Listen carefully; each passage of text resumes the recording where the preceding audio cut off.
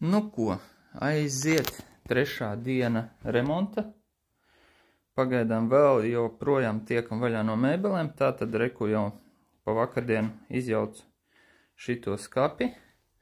Tikmēr sieva krāmēja ārā visas skapjas, tad te tāda kaudzīte jau ar maisiem ir sakrājusies. Diezgan labi vakardien pastrādājam, nu un tad šodien turpināšu jaukt ārā šitos skapi. Tad vēl paliek man šitajā istabā arī šito skapi jāizjauc.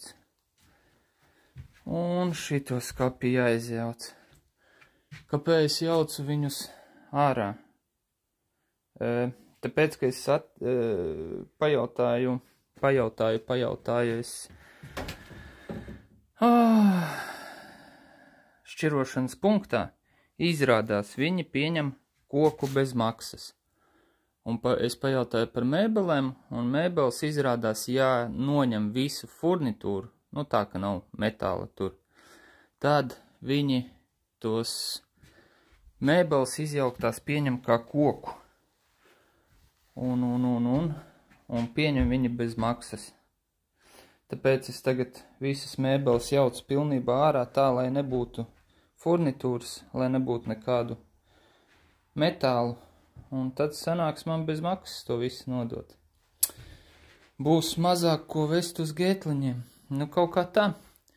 Tā kā turpinam remontu. Trešā diena remontu veicu sestdienās, svētdienās, jo darbdienās nesanāk. Vakaros arī te kaut ko darīt. Labi, maucam tālāk. Jaucam skapjus. Tīram telpas.